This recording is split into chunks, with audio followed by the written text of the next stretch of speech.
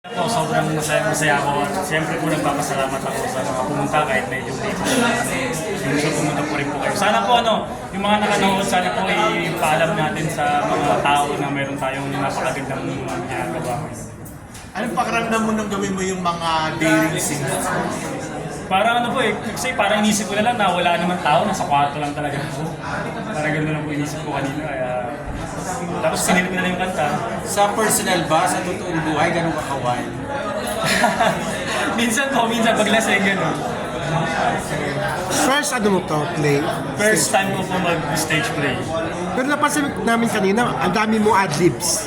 Opo. Why? Kasi po para medyo gumanda, lalo pang gumanda yung aming project. Di ka ba nag-worry na pinalabas na kanina yung kay Paolo Gumabay. Paolo?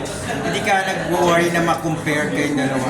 Hindi naman po kasi iba-iba po kami ng atake po. Si Paolo, iba po ako. So, yun po yung nangyari.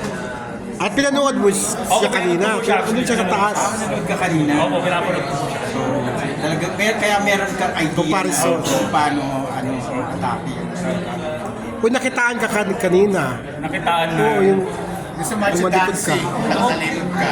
Nakita ba? oo, kita. Nakita daw ang ulo. Hangad ka! Ibang acting mo. Kaya Nakita daw ang Sa ulo. lahibo. ulod sa kakunting bayabas. Ulo at saka mga Viagra. Nakita daw.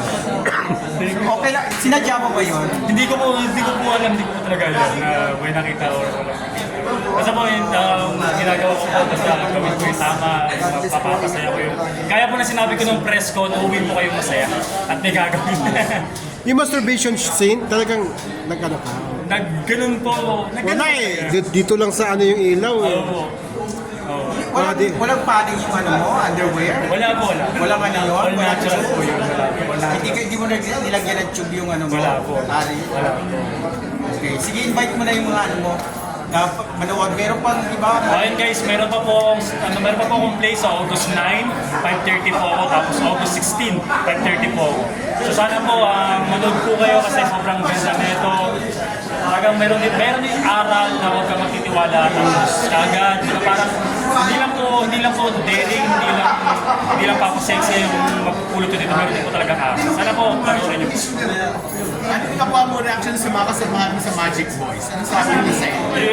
Yun nga po actually nung nakalimutan ko sabihin, yung sayaw na yun, bawat eksena ko po, nagpaturo talaga ako sa Magic Boys. Yung Magic Dancing kay Mac, yung kanta kay Johan, tapos yung pananalita kay Jace. Parang hinati-hati ko po na para po na naiputa po ng maayos.